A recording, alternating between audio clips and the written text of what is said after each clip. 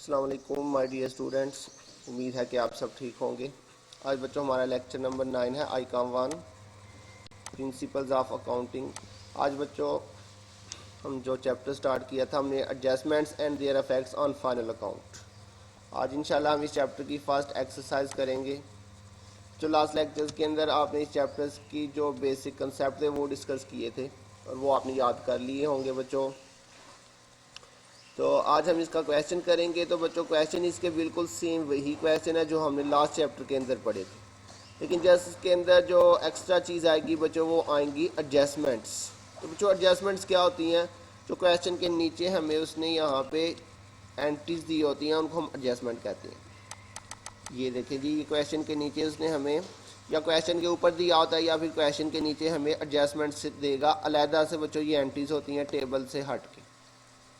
जैसे closing stock बच्चों हम ऑलरेडी इसका ट्रीटमेंट करते आ रहे हैं। तो यहाँ पे एक चीज़ आपने याद रखनी है, जो एडजस्टमेंट्स आएंगी उनके हमने डबल अफेक्ट करनी है। ठीक हो गया बच्चों? ये चीज़ याद रखनी है, जितनी भी एडजस्टमेंट में चीज़ें आएंगी उसको हमने दो जगह पे रिकॉर्ड करना होगा। तो असल काम यहाँ पे अब ये है, ये याद रखना कि इन चीज़ों को हमने कहाँ कहाँ पे रिकॉर्ड करना है, इनका डबल अफेक्ट हमने कैसे करना है। ठीक हो गया बच्चों? बाकी क्वेश्चन तो देखिए बिल्कुल सेम वही क्वेश्चन है जो हमने लास्ट चैप्टर में पढ़ा, सेम वही रूल्स हैं। तो बस इसमें जो है ना अपने एडजस्टमेंट्स का ट्रीटमेंट सीखना है। तो आज हम जो है वो फर्स्ट एडजस्टमेंट करने जा रहे हैं। तो यहाँ पे मैंने बच्चों लिखा हुआ है जी एडजस्टमेंट नंबर 1 अक्रूड एक्सपेंस। तो अक्रूड एक्सपेंस क्या होता है बच्चों? ये हमने ऑलरेडी डेफिनेशन में पढ़ लिया था, इसीलिए मैंने आपको डेफिनेशन थोड़ी थोड़ी करके याद करवाई थी ताकि आप उसको अच्छी तरह से याद कर लें और फिर आगे जाके हमें मज़ीद ये एक्सप्लेन ना करना पड़े। तो अक्रूड एक्सपेंस बच्चों क्या होता है? ऐसा एक्सपेंस जो इनकर्ड हो चुका हुआ है लेकिन आपने अभी तक पे नहीं किया हुआ, वाजिबुल अदा इखराजात जिसे हम कहते थे। तो बच्चों इसका आपने ट्रीटमेंट कहाँ कहाँ पे करना है, ये असल चीज़ है जो याद रखने वाली है। तो बच्चों एक तो इसका ट्रीटमेंट ये होगा, आपने इसको trading and profit and loss account, चाहे ट्रेडिंग अकाउंट में आ जाए प्रॉफिट एंड लॉस में आ जाए, आपने इसको रिलेटेड एक्सपेंस के अंदर प्लस कर देना और बैलेंस शीट में आपने जाके इसे करंट एसेट्स की हेडिंग में लिखना। सी ए का मतलब करंट एसेट्स। अच्छा बच्चों ये भी हम क्वेश्चन करेंगे फिर आपको ज़्यादा ये क्लियर हो जाएगा, लेकिन क्वेश्चन करने से पहले आपने इसका ये ट्रीटमेंट जो है इसको याद कर लेना। ठीक है, अभी पहले इसको आप याद करें, याद करके जो है वो इसको आप एक पेज पे ज़बानी लिख लें। तो उसके बाद क्वेश्चन करेंगे फिर आपको ये इसका मतलब ज़्यादा क्लियर होगा कि ये प्लस रिलेटेड एक्सपेंस का क्या मतलब है। तो बच्चों क्रूड एक्सपेंस पहले तो याद करें जी, क्या करना है इसको trading and profit and loss account में आपने इसे रिलेटेड एक्सपेंस में प्लस करना है और बैलेंस शीट में यहाँ पे कहाँ पे लिखना है बच्चों? करंट एसेट्स के। क्लियर हो गया ये? अब अगर आपको याद हो गया तो अब हम क्वेश्चन की तरफ चलते हैं। ये आपको ज़ुबानी याद होना चाहिए। तो अब क्वेश्चन देखते हैं। तो बच्चों क्वेश्चन देखें जी, बिल्कुल सेम वही क्वेश्चन है जो हमने पिछले चैप्टर में किया, वही चीज़ें बनानी है बच्चों। इसके अंदर हमने भी जो पहले बनाई थी, the following trial balance was extracted from the books of Amjad on 31 दिसंबर 2020। तो इसमें जो है वो रिक्वायरमेंट मिसिंग है, मैं यहाँ पे लिख लेता हूँ। तो साथ ही prepare trading and profit and loss account and balance sheet as at that date. जी बच्चों तो देखिए जी, रिक्वायरमेंट बिल्कुल वही है, trading and profit and loss account और बैलेंस शीट ही बनानी है। सेम वही सवाल है बच्चों सारे का सारा। जस्ट ये देखिए जी, इसमें एडजस्टमेंट्स आ गई हैं कुछ। तो अगर आपको पिछला चैप्टर आता है तो इंशाल्लाह ये चैप्टर समझना आपके लिए जो है वो मुश्किल नहीं होगा। तो देखिए जी बच्चों, ओपनिंग स्टॉक कहाँ पे लिखते थे? सबसे पहले हम इसको ट्रेडिंग अकाउंट में जो है वो डेबिट साइड पे लिखते हैं। ये हेडिंग्स आ जाएंगी इसकी। तो ये आपके पास ओपनिंग स्टॉक आ जाएगा बच्चों। ओपनिंग स्टॉक उसने हमें दिया हुआ कितना? 1,16,000। उसके बाद नेक्स्ट बच्चों क्या आता है जी? परचेजेस की वैल्यू हमने इनर कॉलम में लिखनी होती है। अगर इसमें से कोई रिटर्न होगा तो वो हमने लेस भी करना होता है। तो देखते हैं बच्चों, परचेज की वैल्यू उसने हमें दी हुई है 5,72,000। तो इसके साथ बच्चों ये देखिए जी, उसने रिटर्न हमें दोनों साइड पे दिया हुआ है। ये इधर भी रिटर्न लिखा हुआ है, इधर भी रिटर्न लिखा हुआ है। ये बच्चों दो साइड हैं, ये डेबिट साइड और ये आपकी क्रेडिट साइड है। तो बच्चों अब कैसे पता चलेगा कि इसमें से कौन सा परचेज रिटर्न है और कौन सा सेल रिटर्न है? ठीक हो गया? तो बच्चों याद रखिएगा, रिटर्न जो क्रेडिट साइड पे होता है वो हमारा परचेज रिटर्न होता है, और जो डेबिट साइड पे रिटर्न होता है बच्चों ये हमारा सेल रिटर्न होता है। ठीक हो गया बच्चों। तो ये कौन सी साइड है, ये डेबिट साइड है। तो जो डेबिट साइड पे रिटर्न होगी इसके साथ उसने सेल रिटर्न और परचेज रिटर्न बच्चों लिखा नहीं है, लेकिन याद रखिएगा मैंने आपको क्या बताया, जो डेबिट साइड पे होगा वो कौन सी रिटर्न होगी, वो होगी सेल रिटर्न। ठीक हो गया। तो ये लिखा नहीं होता, अक्सर टाइम ऐसे सिर्फ रिटर्न लिखा होता है, और इधर जो है वो क्रेडिट साइड पे जो रिटर्न होगी वो कौन सी रिटर्न होगी, परचेजेज रिटर्न। ठीक हो गया बच्चों। तो ये चीज़ याद रखनी है इसमें। एक तो परचेज़ है यहाँ पे 5,72,000, तो इसके साथ ये परचेज़ रिटर्न भी है 42,000। अपोजिट साइड पे हमेशा देखिए परचेज़ डेबिट होता है, परचेज़ रिटर्न क्रेडिट होता है, सेल क्रेडिट होती है, सेल रिटर्न डेबिट होती है बच्चों। तो परचेज़ भी है और इसके साथ परचेज़ रिटर्न भी दिया हुआ है उसने बच्चों। परचेज़ है हमारे पास 5,72,000, तो यहाँ पे लिखते हैं जी 5,72,000, और इसमें से हमने क्या करना है, परचेज रिटर्न जो है वो माइनस कर देनी है। परचेज रिटर्न कितनी है बच्चों, ये 42,000 आपके पास, माइनस करते हैं यहाँ पे 5,72,000 में से 42,000, तो ये आपके पास आ गया जी। अंडरलाइन कर देना आपने। इसके बाद डायरेक्ट एक्सपेंस अगर कोई है तो वो आपने यहाँ पे लिखनी है। डायरेक्ट एक्सपेंस के अंदर ओपनिंग स्टॉक है, building, purchase, sundry debtors, carriage inward. जी बच्चों, कैरिज इनवर्ड हमारा डायरेक्ट एक्सपेंस है। किसी भी एक्सपेंस के साथ मैंने बताया था इनवर्ड आ जाए या इन आ जाए तो वो हमारा डायरेक्ट एक्सपेंस होता है। तो 12,000 हमारा कैरिज इनवर्ड आ गया, तो ये हमारे पास आ जाएगा जी कैरिज इनवर्ड 12,000, ये हमारा बच्चों डायरेक्ट एक्सपेंस है। और कैरिज आउटवर्ड बच्चों ये हमारा इनडायरेक्ट एक्सपेंस होता है। उसके बाद सैलरीज, एडवर्टाइजमेंट, ये इनडायरेक्ट एक्सपेंस है। बच्चों एक दफ़ा फॉर्मेट को दोबारा से रिवाइज कर लीजिएगा, जो हमने पिछले चैप्टर में पढ़ा था उसमें सारी चीज़ें लिखी हुई हैं। फर्नीचर, रेंट, तो बच्चों रेंट के बारे में हमने पढ़ा था, ये एक्सपेंस भी हो सकता है और इनकम भी हो सकती है। तो कैसे पता चलेगा, यहाँ पे ना पेड लिखा है ना रिसीव लिखा है। तो बच्चों हमने इसके बारे में बात की थी। अगर जो है वो डेबिट साइड पे आ जाएंगी, ये 5-6 चीज़ें मैंने आपको बताई थी, interest, commission, discount, rent, dividend, तो इस तरह की 5-6 चीज़ें मैंने आपको पिछले चैप्टर में भी बताई थी। तो रेंट अगर डेबिट पे है तो ये एक्सपेंस में आएगा, और अगर क्रेडिट पे हुआ तो इनकम में आएगा। ठीक हो गया। तो ये डेबिट पे लिखा हुआ रेंट, तो ये हमारा क्या होगा बच्चों, एक्सपेंस होगा, ये उसमें जाएगा प्रॉफिट एंड लॉस में। कैश इन हैंड है, कमीशन है, तो और कोई भी डायरेक्ट एक्सपेंस नहीं दिया हुआ। दूसरी साइड पे आ जाए तो सेल दिया हुआ है 8,42,000, बस ये एक ही डायरेक्ट एक्सपेंस था। सेल आ जाएगी बच्चों यहाँ पे 8,42,000, इसमें से भी आपने क्या करना है, लेस रिटर्न, सेल रिटर्न बच्चों इसमें से माइनस करेंगे। सेल रिटर्न कौन सी है, ये वाली है 60,000, ये हमारे पास बच्चों 60,000 जो है वो सेल रिटर्न आ जाएगी। माइनस करती हैं 8,42,000 में से 60,000 को अंडरलाइन बच्चों आपने कर लेना है। उसके बाद बच्चों यहाँ पे आता है जी क्लोजिंग स्टॉक, तो ये क्लोजिंग स्टॉक भी उसने एडजस्टमेंट में दिया हुआ है 20,000। जी बच्चों आपको ऑलरेडी पता है क्लोजिंग स्टॉक हम 2 जगह पे लिखते थे, एक दफ़ा ट्रेडिंग अकाउंट में और एक दफ़ा बैलेंस शीट में भी जाके करंट एसेट्स में भी लिखते थे। इसको 2 दफ़ा क्यों लिखते थे, क्योंकि ये एडजस्टमेंट होती थी। यहाँ पे मैंने आपको बताया क्वेश्चन के ऊपर या क्वेश्चन के नीचे जो दिया होगा वो एडजस्टमेंट होगी, उसके डबल इफेक्ट करनी होती हैं। तो जैसे हम क्लोजिंग स्टॉक को 2 जगह पे लिखते थे, ऐसे ही बच्चों इसके अलावा भी अगर हमारे पास कोई चीज़ें एडजस्टमेंट में आ जाती हैं तो उनके भी हमने क्या करनी है, डबल इफेक्ट करना। ठीक हो गया। तो फिलहाल ये अक्रूड सैलरीज और आउटस्टैंडिंग रेंट इसको भी बाद में देखती हैं। तो ये हमारे पास बच्चों ट्रेडिंग अकाउंट कंप्लीट हो चुका है, इसमें हमने कोई भी नई चीज़ जो है नहीं की, बिल्कुल सेम वैसे ही किया जिस तरह हम पहले करते थे। तो ये आपके पास बच्चों आ जाएगी क्रेडिट साइड पे 2 चीज़ें आ गई, इनका टोटल हमने कर लिया, और इसी तरह से डेबिट साइड पे ये आपके पास 3 चीज़ें आ रही हैं, इनका टोटल किया हमने। तो कौन सी साइड बच्चों बड़ी आ रही है, इसमें जो है वो क्रेडिट साइड ही बड़ी आ रही है, इसलिए हम दोनों साइड पे यही टोटल लिखेंगे।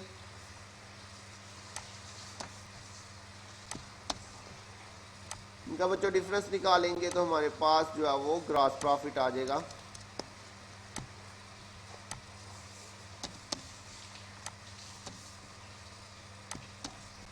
ये बच्चों हमारे पास क्या आ गया जी, ग्रॉस प्रॉफिट। कौन सी साइड छोटी है बच्चों, डेबिट साइड जो है वो छोटी आ रही है, ये हमारी डेबिट साइड है। यहाँ पे डिफरेंस आएगा ये वाला, और ये हमारा क्या कहलाएगा बच्चों, ग्रॉस प्रॉफिट सीधी।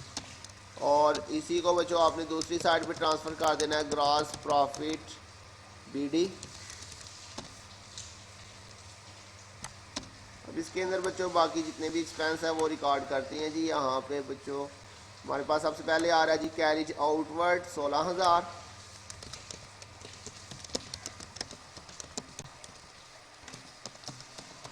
तो जी बच्चों ये हमने ऑलरेडी पिछले चैप्टर में भी पढ़ा था, कैरिज आउटवर्ड। उसके बाद बच्चों सैलरीज, तो सैलरीज भी हमारा जो है वो प्रॉफिट एंड लॉस में आएगा। डेबिट साइड पे 20,000 ये हमारा एक्सपेंस है। अच्छा बच्चों ये 20,000 मैंने इनर कॉलम में लिखा क्योंकि इससे रिलेटेड ये देखिए जी एडजस्टमेंट हमें दी हुई है अक्रूड सैलरीज। तो अभी बच्चों मैंने आपको पीछे एडजस्टमेंट पढ़ाई है। अक्रूड एक्सपेंस कोई सा भी आ जाए, तो बच्चों यहाँ पे एक्सपेंस का वर्ड लिखा है, तो अक्रूड एक्सपेंस मतलब अक्रूड का वर्ड किसी भी एक्सपेंस के साथ आ सकता है। सैलरीज, रेंट, इंटरेस्ट, कमीशन, किसी भी एक्सपेंस के साथ बच्चों अक्रूड का वर्ड आ सकता है। तो कोई भी अक्रूड एक्सपेंस आ जाए बच्चों, उसे आपने क्या करना है, रिलेटेड एक्सपेंस में प्लस करना है। ये चीज़ अब याद रखनी है, क्या करना है बच्चों, रिलेटेड एक्सपेंस में उसे आपने प्लस करना है trading and profit and loss में जाके। तो ये देखें बच्चों अक्रूड सैलरीज आ गया हमारे पास। तो अक्रूड सैलरी हमारा एक्सपेंस है बच्चों, अक्रूड सैलरीज हमारा एक्सपेंस है। तो इसका रिलेटेड एक्सपेंस कौन सा हुआ बच्चों, सैलरीज। ठीक हो गया। इसी तरह देखिए आउटस्टैंडिंग रेंट है, तो आउटस्टैंडिंग रेंट का रिलेटेड एक्सपेंस कौन सा हुआ, रेंट। बिल्कुल सिंपल है, जो उसके साथ लिखा हुआ है उसका रिलेटेड वही एक्सपेंस होगा। अगर आउटस्टैंडिंग कमीशन है तो उसका रिलेटेड जो है वो कमीशन होगा। आउटस्टैंडिंग सैलरी है उसका रिलेटेड सैलरीज है। आउटस्टैंडिंग रेंट है उसका रिलेटेड रेंट। तो बच्चों जो इसके साथ लिखा होगा आपने सिंपली जाके अक्रूड को उसके अंदर प्लस कर देना, कोई इतना मुश्किल काम नहीं है बच्चों।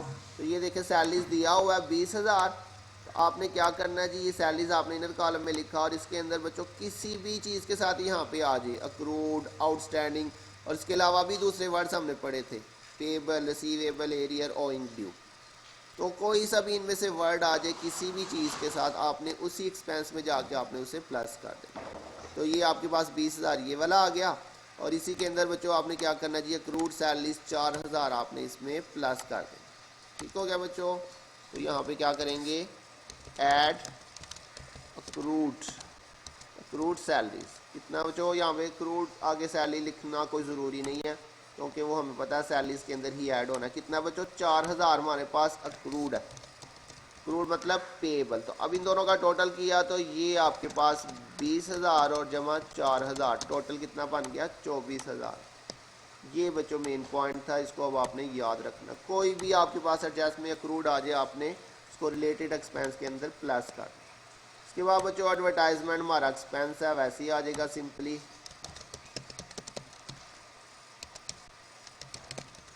$12,000 हमारे पास एडवर्टाइजमेंट आ गई। इसके बाद बच्चों फर्नीचर एसेट है, रेंट, ये भी हमारा बच्चों एक्सपेंस है, डेबिट साइड पे दिया हुआ और इसकी भी एडजस्टमेंट है। इसको पहले इनर कॉलम में लिखेंगे जी, रेंट कितना था जी, रेंट आपके पास है 12,000। इसको भी इनर कॉलम में लिखा हमने क्योंकि इससे भी रिलेटेड जो है वो हमारे पास एडजस्टमेंट दी हुई है।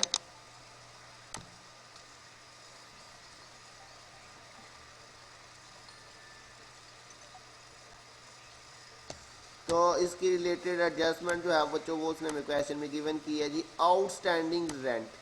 तो अक्रूड आउटस्टैंडिंग का एक ही मतलब होता है बच्चों, तो ये वर्ड्स आपको इनके डिफरेंट नाम आने चाहिए, कोई सा भी नाम इसका यूज़ कर सकता है, ट्रीटमेंट सबका सेम होगा बच्चों, रिलेटेड एक्सपेंस में प्लस और बैलेंस शीट में करंट लाइबिलिटी के अंदर। ठीक हो गया बच्चों। सॉरी बच्चों यहाँ पे मैंने करंट एसेट लिख दिया गलती, करंट लाइबिलिटी के अंदर। तो आउटस्टैंडिंग रेंट को आपने क्या करना बच्चों, रेंट के अंदर प्लस कर देना। तो रेंट की वैल्यू 12,000 थी, तो इसके अंदर ऐड कर लेंगे आउटस्टैंडिंग रेंट कितना बच्चों, 2,000 हमारे पास आउटस्टैंडिंग रेंट आ गया। तो टोटली आपके पास कितना आ गया, 14,000। और इसके अलावा बच्चों कमीशन भी हमारा एक्सपेंस है, डेबिट साइड पे दिया हुआ। कैश इन हैंड हमारा एसेट है, कमीशन हमारा एक्सपेंस है, ये भी डेबिट साइड पे है। तो जितनी भी चीज़ें ये डेबिट साइड पे आएंगी बच्चों वो हमारे एक्सपेंसेस हैं। तो कमीशन भी डेबिट साइड पे है, इसलिए हमने इसको यहाँ पे डेबिट साइड पे लिख लेना है। और इसकी वैल्यू कितनी है बच्चों, 18,000 कमीशन की वैल्यू है। जो दूसरी साइड पे कैपिटल है, sales and creditors, return, interest. ये बच्चों इंटरेस्ट क्रेडिट साइड पे है, तो ये हमारी इनकम होगी, इसको हमने यहाँ पे लिख देना है इनकम साइड पे, क्रेडिट साइड। 2,000 हमारा बच्चों इंटरेस्ट है। तो देखिए बच्चों बिल्कुल हमने सारी वही चीज़ें की हैं। जस्ट इसमें हमने क्या किया, जो भी अक्रूड या आउटस्टैंडिंग आ जाएगा उसे आपने रिलेटेड एक्सपेंस में प्लस कर दिया।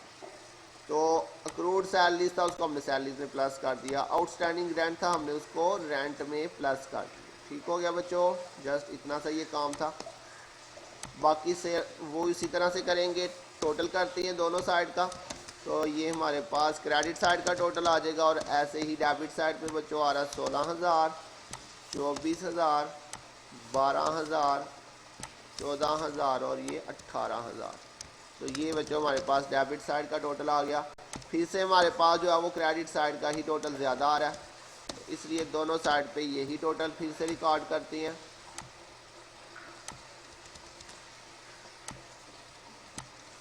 दोनों के बच्चों आपने डिफरेंस लेना है। तो डेबिट साइड आपके पास छोटी आ रही है, तो ये हमारे पास डेबिट साइड है, यहाँ पे ये डिफरेंस लिखा जाएगा। और ये हमारे पास बच्चों क्या चीज़ आ जाएगी, नेट प्रॉफिट। ठीक हो गया बच्चों। अब सेम बिल्कुल उसी तरह से हमने बैलेंस शीट बनानी है। सबसे पहले उसका नाम, हेडिंग्स वगैरह आ जाएंगी। उसके बाद लिखेंगे जी करंट एसेट्स। करंट एसेट्स के अंदर सबसे पहले हमने बच्चों क्या लिखना होता है जी, कैश इन हैंड। तो ये देखिए जी कैश इन हैंड 12,000 गिवन है हमें क्वेश्चन में, ये आ जाएगा जी कैश इन हैंड। उसके बाद बच्चों हम लिखते हैं जी डेटर्स। तो ये देखिए जी संडी डेटर्स 2,60,000, ये भी गिवन है हमें 2,60,000। उसके बाद बच्चों हम लिखते थे जी क्लोजिंग स्टॉक। तो क्लोजिंग स्टॉक भी गिवन था। तो क्लोजिंग स्टॉक बच्चों हमारे पास था 20,000। इसका बच्चों देखिए हमने डबल इफेक्ट किया, तो क्लोजिंग स्टॉक कितना आ गया, 20,000। ठीक हो गया। इसी तरह जितनी भी एडजस्टमेंट आएंगी उनका डबल इफेक्ट करना हमने। तो उसके बाद बच्चों क्लोजिंग स्टॉक के बाद हमारे पास और कोई भी करंट एसेट्स नहीं दिया हुआ। उसके बाद लॉन्ग टर्म इन्वेस्टमेंट भी नहीं है। उसके बाद फिक्स्ड एसेट्स आ जाएंगे बच्चों। तो नेक्स्ट हेडिंग हमारे पास क्या आ जाएगी, फिक्स्ड एसेट्स। फिक्स्ड एसेट्स के अंदर उसने हमें देखते हैं क्या क्या दिया हुआ बच्चों, बिल्डिंग दिया हुआ है और फर्नीचर, ये दो हमारे पास फिक्स्ड एसेट्स है। बिल्डिंग है जी 2 लाख, 2 लाख बच्चों हमारे पास बिल्डिंग की वैल्यू आ गई। इसी तरह से फर्नीचर है, फर्नीचर की वैल्यू 16,000 है बच्चों। बस ये दो हमारे पास बच्चों फिक्स्ड एसेट्स हैं। उसके बाद दूसरी साइड पे आ जाए हमारे पास करंट लाइबिलिटीज़ के अंदर आ जाएगा सबसे पहले, करंट लाइबिलिटीज़ में सबसे पहले हम लिखते हैं बच्चों क्रेडिटर्स या सन्ड्री क्रेडिटर्स। तो ये दिया हुआ बच्चों उसने क्रेडिटर्स 2,40,000, सन्ड्री क्रेडिटर्स 2,40,000। इसके अलावा बच्चों हमारे पास यहाँ पे कोई भी करंट लाइबिलिटी नहीं। अब एडजस्टमेंट में आ जाए बच्चों, जैसे अभी मैंने आपको यहाँ पे पढ़ाया, जितने भी अक्रूड एक्सपेंसेस आएंगे बैलेंस शीट में जाके कहाँ पे लिखना बच्चों, करंट लाइबिलिटीज़ के अंदर। ठीक हो गया बच्चों। तो ये देखिए एक दफ़ा हमने इसको एक्सपेंस में प्लस किया और एक दफ़ा करंट लाइबिलिटीज़ के अंदर हमने इनको रिकॉर्ड करना है। तो ये जितनी भी एडजस्टमेंट्स है ये वाली इनका डबल इफेक्ट होगा बच्चों। ठीक है, एक दफ़ा हमने इसको एक्सपेंस में प्लस किया और एक दफ़ा बैलेंस शीट में कहाँ पे लिखेंगे, करंट लाइबिलिटी के अंदर। ये एडजस्टमेंट आपने याद करनी है, इसका ट्रीटमेंट याद करना है आपने बच्चों। एक दफ़ा एक्सपेंस में प्लस होगा, एक दफ़ा बैलेंस शीट में कहाँ पे लिखा जाएगा, करंट लाइबिलिटी के अंदर। ये वाली एडजस्टमेंट वाली वैल्यू आपने लिखनी है। तो देखिए अक्रूड सैलरीज, तो एक दफ़ा हमने इसको यहाँ पे देखिए प्लस किया 4,000 को, और इसी 4,000 को दूसरा फैक्ट क्या करेंगे, करंट लाइबिलिटीज़ में यहाँ पे लिखेंगे अक्रूड सैलरीज। कितनी वैल्यू आएगी बच्चों, 4,000। ये आपने बच्चों एडजस्टमेंट वाली वैल्यू लिखनी है, ये वाली। ठीक हो गया बच्चों। इसी तरह से ये आउटस्टैंडिंग रेंट है, इसे भी हमने रेंट में प्लस किया एक दफ़ा, और इसका दूसरा फैक्ट बच्चों यहाँ पे करेंगे आउटस्टैंडिंग रेंट करंट लाइबिलिटी के अंदर।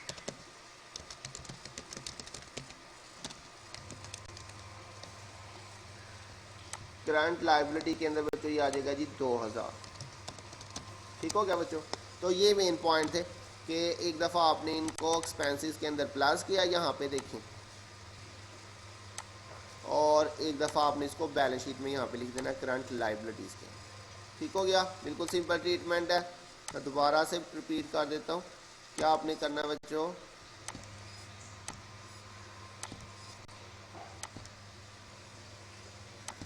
एक दफ़ा आपने इसको एक्सपेंस में प्लस किया और एक दफ़ा इसको आपने करंट लाइबिलिटी में लिखा। सिर्फ कौन सी वाली, यहाँ पे अक्सर बच्चे गलती कर जाते हैं, बच्चे ये 24,000 यहाँ पे उठा के लिख देते हैं। बच्चों 24,000 नहीं लिखना, सिर्फ एडजस्टमेंट वाली वैल्यू लिखनी है। ठीक हो गया। इसी तरह से एक दफ़ा इसको रेंट में हमने प्लस किया, आउटस्टैंडिंग रेंट 2000, और इसी तरह से इसी को हमने एक दफ़ा करंट लाइबिलिटी में लिख दिया। तो बच्चों इसका एक देसी तरीका भी है याद करने वाला। इस साइड पे आपने इसको लिखना है प्लस करके और बैलेंस शीट में इस साइड पे ले आना आपको। ठीक है, अपोजिट साइड पे देखें, यहाँ पे डेबिट साइड पे लिखा, बैलेंस शीट में इसको आपने इसको लाइबिलिटी साइड पे अपोजिट साइड पे लिखना। ठीक है, ऐसे। ठीक हो गया, ऐसे याद रख सकते हैं आप इसको। तो सम टाइम बच्चे क्या करते हैं, इधर लिखा तो वो इसको इसमें ऐड कर देते हैं, तो ये ऐसे नहीं करना, आपने इसको ऐसे याद रखना है। ये इस साइड पे प्लस हो रहा है डेबिट साइड पे, तो बैलेंस शीट में कहाँ पे जाएगा, लाइबिलिटी साइड पे, ये अपोजिट साइड पे हमेशा जाएगा। ठीक हो गया। इसके अलावा बच्चों लॉन्ग टर्म लाइबिलिटीज नहीं दी हुई, उसके बाद आ जाएगा जी ऑनर्स इक्विटी। ऑनर्स इक्विटी के अंदर बच्चों कैपिटल अकाउंट आ जाएगा, तो कैपिटल उसने हमें दिया हुआ है, देखते हैं जी, ओपनिंग स्टॉक था, तो ये हमें कैपिटल गिवन है बच्चों 2 लाख। 2 लाख के अंदर बच्चों हमने क्या करना है जी, ऐड नेट प्रॉफिट करेंगे। इसके अंदर नेट प्रॉफिट जो हमने अभी ऊपर निकाला बच्चों 62,000, और इसमें से देख लेते हैं ड्राइंग्स अगर हैं तो इसको इनर कॉलम में लिख के इसको माइनस करना है हमने। तो ड्राइंग्स हमें क्वेश्चन में नहीं दी हुई बच्चों, तो ये हमारे पास इन दोनों का टोटल यहाँ पे आ जाएगा फाइनल कॉलम के अंदर।